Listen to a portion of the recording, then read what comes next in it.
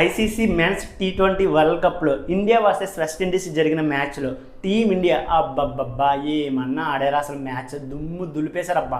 ఒక్కొక్కరు అసలు హైలైట్ చాలా బాగా ఆడారు. అసలు హార్దిక్ పాండ్యా, ఇషాన్ కిషన్, తిలక్, శివం దూబే, ఎక్స్పెషల్లీ అసలు సంజు శాంసన్ ఏమన్నా ఆడాడు. అసలు సంజు శాంసన్ ఆడిన ఆటకి ఎవరన్నా ఫిదా అవ్వాల్సిందే, అంత బాగా ఆడాడబ్బా.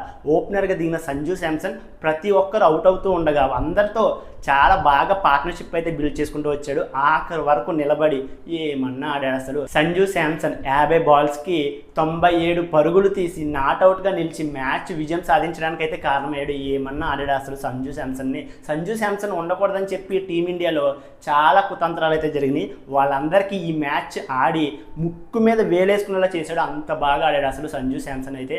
అబ్బబ్బా ఏమన్నా ఆట. అసలు హైయెస్ట్ చేస్ చేశారు అసలు మ్యాచ్ని అయితే. చాలా బాగా ఆడారు. అసలు ఇప్పటి వరకు జరిగిన అన్ని మ్యాచ్ల్లో సంజు శాంసనే ఎక్కువ హైయెస్ట్ స్కోర్ అయితే చేశాడు. చాలా మెచ్యూర్డ్గా కూల్ అండ్ కంపోజ్గా ఆడాడు. అసలు ఆట అయితే చాలా బాగా ఆడు. నిజంగా సంజు శాంసన్ ఆడిన ఆటకి ఎవరన్నా ఫిదా అవ్వాల్సింది, అంత బాగా ఆడుకొచ్చాడు. అండ్ లాస్ట్లో దేవునికి దండం పెట్టుకున్నాడు కదా.